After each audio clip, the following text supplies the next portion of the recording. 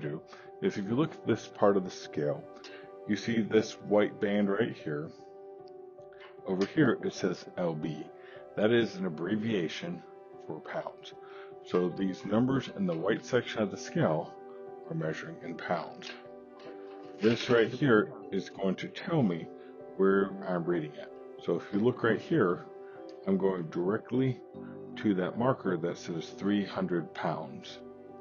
Now you're going to see another set of numbers down here in this black zone, and it's kg, that's kilograms. Alright, so right here, my marker is directly over the 20, that's 20 kilograms. If I move it slightly over, my marker is directly over the 50, that's 50 pounds. Move it over here, once again my marker is directly over the 40, that's 40 kilograms. Slightly over, my marker is directly over the 100, that's 100 pounds. So now I'm on the top part of the scale. You get the same song and dance as you did before. The numbers on the top are in pounds, the numbers on the bottom are in kilograms. So let's make this real simple. This would be 24 pounds added to whatever I had below. So if I'm measuring kilograms down below, those are the numbers in black, I cannot add this to 24 pounds up top. That's not going to work, right? It's like saying, hey, I got 100 dogs and 24 cats, I have 124 dogs. No, you do not have 124 dogs. So either you need to switch the dogs out for cats or switch the cats out for dogs, but you can't just join those numbers together. Alright, so anyways, the bottom part of the scale is going to let you know, am I measuring in pounds or in kilograms? So once again, at the bottom part of the scale, I'm looking at the numbers on the white section, that's going to be pounds. If I'm looking at the numbers on the black section, that's going to be kilograms. Okay, now here's where it gets a little tricky at.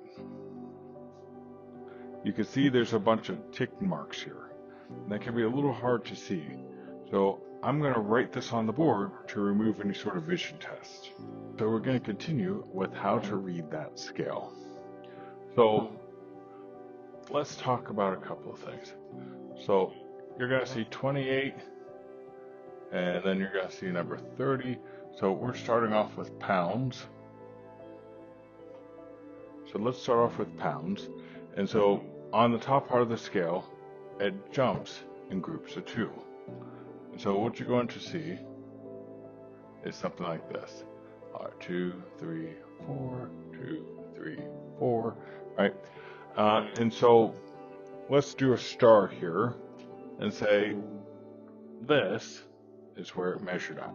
So how many pounds are we seeing on the top part of the scale? So I've seen students, don't lie, do this exact situation. 28, 29, 30, 31 pounds. Dr. Perkins, this person weighs 31 pounds. Well, no, time out. There's no way on earth this person weighs 31 pounds. Here's why. Alright, so our patient weighs more than 28 pounds, right? Obviously, we're going from a smaller number to a bigger number, right? So we gotta be bigger than 28 pounds because we're going to the left on this particular scale. As we go to the left, we get bigger. Alright, right here, 30 is going to be the heaviest this person could possibly be. And as you go to the right, you get smaller. So this number obviously has to be smaller than 30.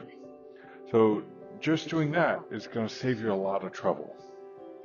Alright, so the next thing I tell students to do, when you run into a problem you don't know the answer to, think of a problem that you do know the answer to. Right? So I know that this is 28 pounds, and I know that this is 30 pounds, right? Pretty straightforward, pretty clear. And so what is the difference between 28 and 30 pounds? Well, that's going to be 2 pounds. Next thing we got is we have spaces here. 1, 2, 3, 4, 5, 6, 7, 8. Right? So we got 8 spaces between 28 and 30 pounds. And so what we know is that 8 spaces is equal to 2 pounds. The other thing that we know is that our patient weighs, or whatever it is that we're weighing, weighs 28 pounds plus 3 spaces, right?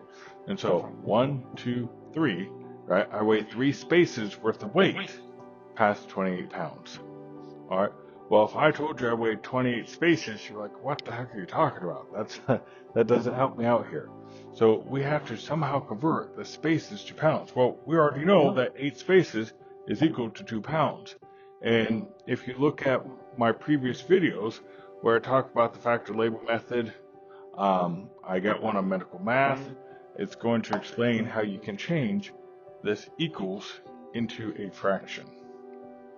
And so what I got is 2 pounds is equal to 8 spaces. What have I just done? I've created a fancy one. Anytime what you have up top is equal to what's down bottom, it becomes nothing more than a fancy one. So spaces are going to cross out, and here's where a lot of students go wrong. Cross multiply! No, you don't cross multiply.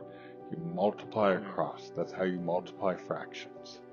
Alright, so 3 times 2 is what? 6. 6 what? Pounds. Alright, and I need to divide that by 8. And so I don't care if you plug and chug in a calculator, that's totally fine. But what you're going to come up with is 0.75 pounds right there. So I got 28 pounds plus 0.75 pounds, and that's going to be equal to 28.75 pounds. Alright, so that's going to be the answer. The other thing is you could work it backwards if you really want to make sure that you did this right? This person weighs less than 30 pounds. Well, how many spaces less than 30 pounds do they weigh? Well, they weigh 5 spaces less than 30 pounds. And so if I were to work this in reverse, 30 pounds minus 5 spaces, right? Well, guess what? 2 pounds is still equal to 8 spaces. I got the same unit above and below the fraction line. That's going to cross out. I got 30 pounds minus 10 pounds divided by 8. That's 1.25 pounds.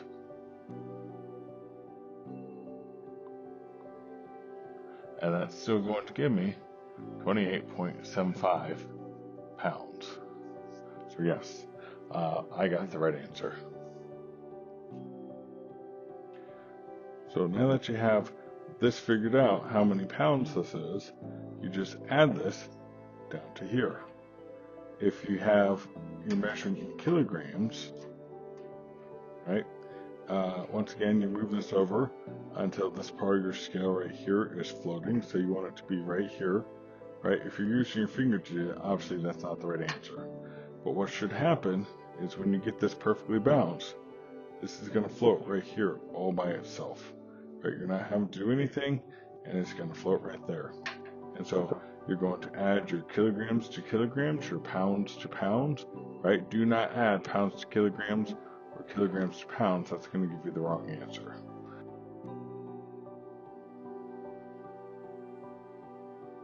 All right, that concludes today's episode. If you liked what you heard, be sure to click the subscribe and like button down below. And as always, if you have any questions, comments, concerns, or if there's any particular topic you'd like me to create a video on, let me know in the comments down below. All right, well, I look forward to seeing you on my next podcast.